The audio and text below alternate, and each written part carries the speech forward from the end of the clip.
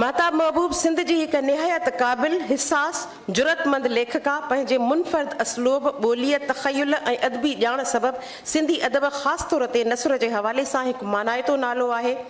हिन जंहिं बि सिन्फ़ ते कलम खयो सा संदसि सुञाणप बणिजी वई। हिन कहाणियूं नावल सफ़रनामा ख़ाका कालम मज़मून मकाला ऐं रेडियो जा फीचर लिखिया आहिनि।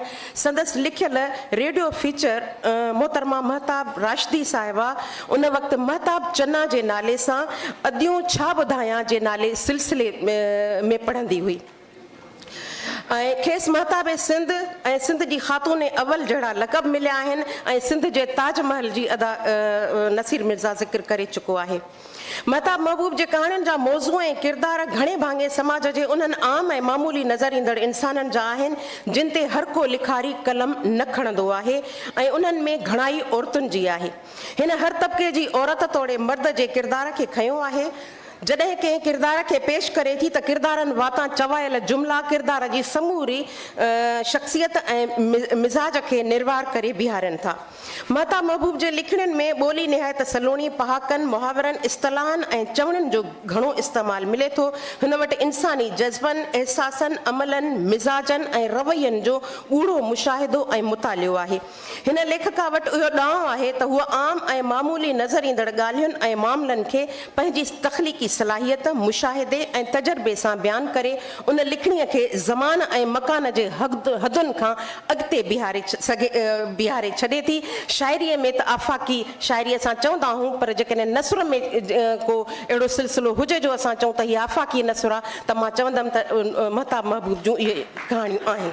संदसि कहाणियूं मिठी मुराद मरियम जो बुत सुरेत चांदीअ जूं तारूं खैरां कारो नांग ऐं अर्श जूं बुलंदियूं वग़ैरह निहायत शानदार कहाणियूं आहिनि। संदसि कहाणियूं घणे क़दुरु मकालमनि ते ॿधल हूंदियूं आहिनि। उहे मकालमाई कहाणीअ खे अॻिते वधाईंदा रहनि था। कहाणी अर्श जूं बुलंदियूं हिकु शाहकार कहाणी आहे जंहिंमें सिज चंड ऐं आसमान में मकालमा थियनि था ऐं हू गुफ़्तगू उन्हनि जी गुफ़्तगूअ सां कहाणी अॻिते वधे थी। मां उन जो हिकु मिसाल पेश कयां थी जंहिंमें हिकु आसमान चवे थो आउं तिजारत नथो करियां। ही गौर तलब आहे। हीअ कहाणी ॾाढी इंस्पिरेशन वारी आहे। आउं तिजारत नथो करियां आउं त मुहबत थो करियां। मुहबत जा ख़ुदा आहे। ज़मीन सां मुहबत कंदे मूंखे ईअं थो महसूसु थिए जीअं आउं पंहिंजे ख़लकींदड़ सां मुहबत करे रहियो हुजां। इन कहाणीअ जी पुॼाणी त निहायत मुनफ़रद ऐं हैरान कंदड़ आहे जॾहिं आसमान ज़मीन ॾांहुं मुहबत जी मंज़िलुनि माणण लाइ वधी रहियो आहे। कहाणीकारा लिखे थी हर तरफ़ तौबा तौबा थी रही हुई। पूरे फिज़ा में हिकु ख़ौफ़नाक उदासी छांइजी वई। हाणे कंहिं बि नथे मुस्कुरायो सवाइ ज़मीन ऐं आसमान जी। सिज ऐं बेनूर चंड हिकु नामालूम कुवत जे ज़रिए आसमान सां गॾु ज़मीन तरफ़ धिकिजी रहिया आहिनि ऐं पोलार में परे परे ताईं हिकु आवाज़ बुलंद थींदो रहियो। अर्श जूं बुलंदियूं फ़र्श सां मिलण लाइ आतियूं आहिनि। आसमान हेठि लहंदो आयो। ज़मीन जो मुदतुनि खां ॾिखोयल सीनो हिकु फ़ातिह वांगुरु मुसरत खां फैलिजी वियो। आसमान ज़मीन जे क़रीब ईंदो वियो। ज़मीन वेढ़िजी वई। आसमान हिन जे सीने सां लॻो ऐं पोइ न ज़मीन ज़मीन रही न आसमान आसमान रहियो बल्कि ॿई हिक ॿिए में गुम थी विया। हिते क़यामत जो मंज़र ॾेखारियो वियो आहे जंहिंखे लेखका आसमान जी ज़मीन सां मुहबत वारे हिकु अनोखे इस्तारे तौरु पेश कयो आहे। हिन कहाणीअ खे पढ़ी लूह कांडारजी वञे थी ऐं लेखका जे तख़युल खे दाद ॾियण खां सवाइ रही नथो सघिजे। जॾहिं त ॿिए पासे वरी संदसि कहाणियूं बुख जा चक ढगो पेर पेरां मेहणी मूंखे ऐं उन जहिड़ियूं ॿियूं कुझु कहाणियूं इन खां बिना मुख़्तलिफ़ नज़र ईंदियूं जिन में तंज़ मिज़ाह सां गॾोगॾु इस्लाही ॻाल्हियूं पिणु बयानु थियल आहिनि। वक़्त जी घटिताईअ सबबि इन मां मिसाल नथी ॾियां पर इन्हनि कहाणियुनि जा मौज़ू वाक़िया किरदार मकालमा ऐं मंज़र अहिड़ा पेश थियल आहिनि जो सालनि खां पोइ बि पढ़जनि त उहे अॼोकियूं कहाणियूं लॻनि थियूं ऐं हर भेरे पढ़ण सां तंज़ो मिज़ाह सबबि तबियत ते ख़ुशगवार असरु छॾनि थियूं। अहिड़ीअ तरह किताब पहिरियों खां पहिरीं में शामिल कहाणी मेहणी मूंखे जीअण कारण जेॾियूं कर्फ्यू में मिठो भत ऐं गेट आउट वग़ैरह में महसूसु थिए थो ॼण लेखका समाजी हक़ीक़त निगारीअ खां सवाइ तजरीदी आर्ट या एब्सर्डिज़म वारनि मौज़ूअनि ते कुझु लिखणु चाहींदी हुजे। तजरीदी नज़्म में असां वटि मलिक नदीम जो कमु मौजूदु आहे, जंहिं लाइ शेख अयाज़ लिखियो हो त तूं इहो कीअं थो लिखी, मां त नथो लिखी सघां। इन्हनि कहाणियुनि बाबति हिते मुख़्तसिर वक़्त में हतमी राय नथी ॾेई सघां, छाकाणि त इहा राय मुदल्लिल अंदाज़ में ॾियण लाइ वक़्तु घुरिजे थो, पर एतिरो ज़रूरु चवंदमि त इन्हनि कहाणियुनि ते तहक़ीक़ थियणु घुरिजे त जीअं इन्हनि कहाणियुनि में मौजूदु अदबी नज़रिए बाबति का हतमी राय जुड़ी सघे। उन खां पोइ हिकु कहाणी नक जंहिंजो ज़िक्र थियो नियाणियुनि जी तइलीम बाबति, ऐं हिकु ॿी कहाणी आहे ॼार चढ़ंदे। उन कहाणीअ में अदीबनि पारां औरत लिखारियुनि खे हिकु पासे नीचो ॾेखारणु ऐं ॿिए पासे संदन ख़ुशामद करे संदन कम ते पाण पढ़ाइण वारे मौज़ूअ खे बयानु कंदे लिखारी औरत पारां अहिड़नि किरदारनि खे सही तरीक़े सां मुंहुं ॾींदे ॾेखारियो वियो आहे।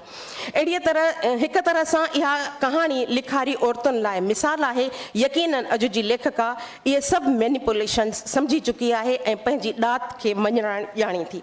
महताब महबूब जा ॿ नावेल पंहिंजे मौज़ूअनि जे लिहाज़ खां निहायत मुनफ़र्द आहिनि, जिन खे बोल्ड मौज़ू बि चयो वञे थो। प्यार पनाहूं छांवरा उन जे मुख्य किरदार रमल नाले समाज जी हिकु सगारी सोच रखंदड़ ख़ुदमुख़्तियार औरत ऐं संदसि हिकु पाण खे निहायत हीणो सम्झंदड़ भेण जी कहाणीअ बाबति आहे, जंहिंमें हिकु मज़बूत किरदार वारी औरत रमल खे पंहिंजे ज़ाती तोड़े ख़ानदान जे फ़ैसिलनि में सोभारो करे पेश कयो वियो आहे। ॿियो नाविल ख्वाब ख़ुशबू छोकिरी हिकु अहिड़ी छोकिरीअ जी कहाणी आहे जंहिंखे हिकु पासे माइटनि बेजा लाॾकोल सां आकरो त करे छॾियो ऐं पोइ जॾहिं हूअ पंहिंजी मर्ज़ी करणु लॻी त मथसि वरी बेजा सख़्ती कई वई, जंहिंजे नतीजे में हूअ छोकिरी ज़िंदगी घारण जे लाइ हिकु अहिड़ी धुॿण में फासी वई जो संदसि ज़िंदगी एड्स जो शिकार थी वई। इन नाविल मुतलिक़ कुझु माण्हुनि जो ख़्यालु आहे त अहिड़ा किरदार समाज में आहिनि ई न ऐं ही छा लिखियो वियो आहे, पर मां सम्झां थी ईअं नाहे। हीअ नाविल अलामती अंदाज़ में लिखियलु आहे जंहिंजा केतिरा ई भाङा मुख़्तलिफ़ हक़ीक़तुनि खे ज़ाहिर कंदड़ आहिनि।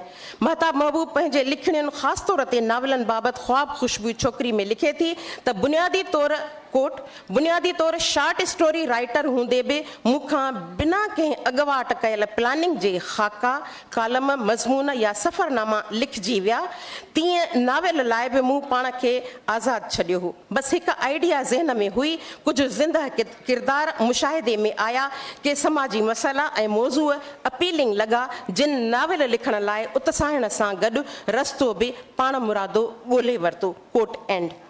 इन दौर में फेमिनिज़म जो प्रचार एतिरो न हो, उन जे बावजूदि औरतुनि जे मामलनि ते लिखियो वियो। खैरुनिसा जाफ़री, महताब महबूब या उन दौर जे ॿियनि लेखकाउनि जो कलम निहायत सघारो हो। हुननि बेबाक अंदाज़ में औरतुनि सां लाॻापियल समाजी, नफ़्सियाती, मुआशी मसइलनि खे वाज़े कयो आहे। मुमकिन आहे त उहो उन दौर जे नज़रियाती ऐं सियासी शऊर जे रुझाननि सबबु हुजे।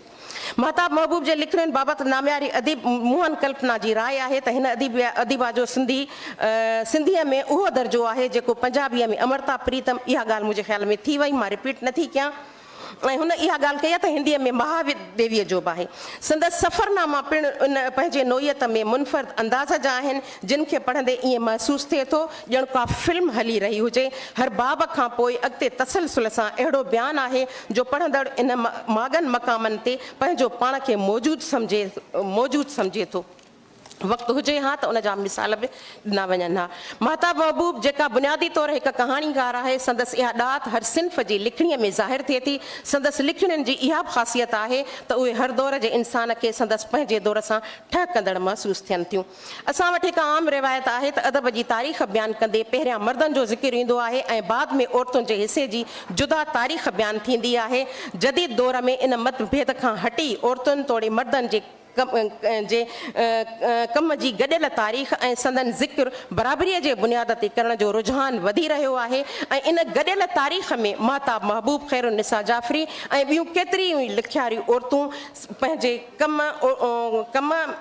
औरतुनि जो कमु औरतुनि ऐं मर्दनि जे गॾियल अदब में निमाया आहे। अहिड़ी तरीक़े सां चई सघूं था त सिंधी अदब जी तारीख़ में नाविल, कहाणी, सफ़रनामे तोड़े ख़ाका निगारी में महताब महबूब जो शुमार चोटीअ जे लिखारियुनि में थिए थो।